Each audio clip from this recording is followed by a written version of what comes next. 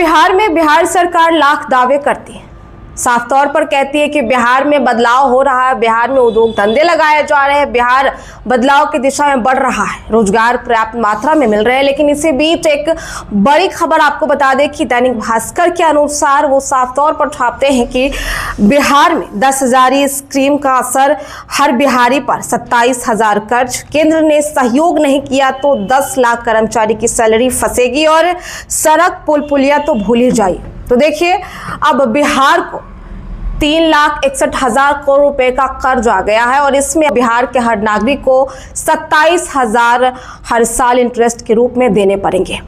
तो चलिए विस्तार से आपको खबर बताते हैं तो आपको बारीकी से समझ में आएगा।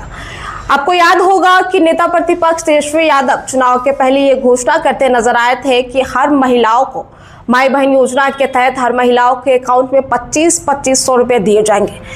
तो उस समय आरजेडी को घेरते हुए एनडीए के सभी नेता ये कहते नजर आए थे कि नेता प्रतिपक्ष तेजस्वी यादव झूठे वादे कर रहे हैं, साफ तौर पर हमारा बजट इतना नहीं करता है, बिहार का बजट इतना नहीं करता है कि हर महिलाओं के खाते में 25-2500 रुपए जाएंगे।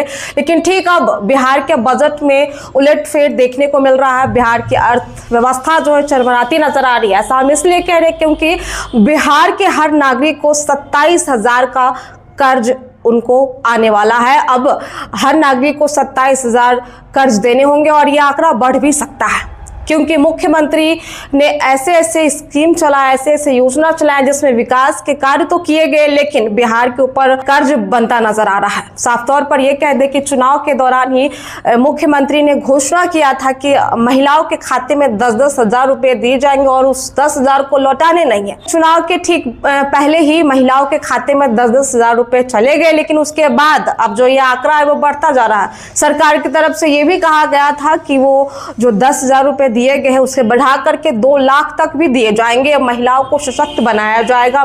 सरकार का उद्देश्य था कि महिलाएं कर्मठ बने और आत्मनिर्भर बने। लेकिन इन्हीं सब तमाम इस स्कीम के कारण बिहार को 3,61,000 करोड़ का जो है कर्ज बनता नजर आ रहा है और यह आंकड़ा बढ़ता ही जाएगा। बिहार में इतने उद्योग धंधे को आगे बढ़ाने की प्रक्रिया जो चल रही है, तमाम साफ तौर पर जो अर्थव्यवस्था है वो डगमगाती नजर आ रही है क्योंकि साफ तौर पर यह आंकड़ा बता रहा है कि बिहार के हर नागरिक को 27,000 रुपए कर्ज देने होंगे। उन्हें साफ तौर पर यह कर्ज वसूली के तौर पर देने होंगे। लेकिन अब ये भी सवाल हो रहे हैं कि आखिर सरकार हमने चुना है कर्ज चुकाने के लिए नहीं, क्योंकि सरकार की ये घोषणा थी 10-10 हजार रुपए महिलाओं के खाते में देने की, तो वो उनका अपना फंड होना चाहिए। लेकिन अब जो लोगों का कहना है कि जो सरकार ने हमें दिया है लेकिन उसके बदले हमें कर्ज भी चुकाना पड़ेगा, ये कहीं ना कहीं अच्छा नहीं है। तो ऐसे में केंद्र सरकार को भी मुख्यमंत्री ने पत्र लिखा है, बिहार सरकार ने पत्र लिखा है कि अब जो है बिहार की मदद केंद्र सरकार को करनी होगी, नहीं तो 10,000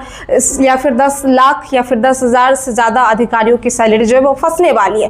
और जहां जहां बिहार में सड़क पुल पुलिया का निर्माण किया जा रहा है वो भी अब रोक दिया गया क्योंकि जो बजट है वो काफी ज्यादा है और ऐसे में कर्ज भी बढ़ता जा रहा है, यह आंकड़ा भी बढ़ सकता है।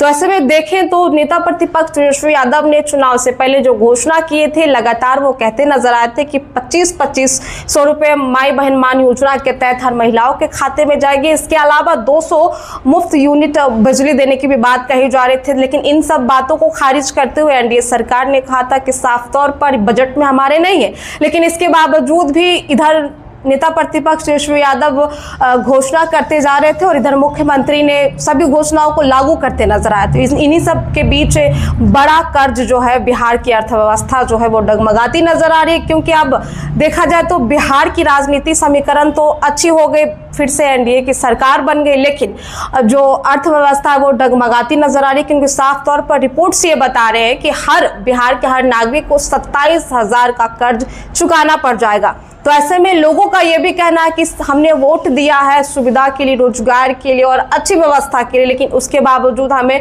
कर्ज चुकाने का ये जो थीम रखा गया ये कहीं ना कहीं ठीक नहीं है। ऐसे में केंद्र सरकार को बिहार सरकार की मदद करनी पड़ेगी, तब जाकर के बिहार सरकार का कर्ज जो है वो कम होगा।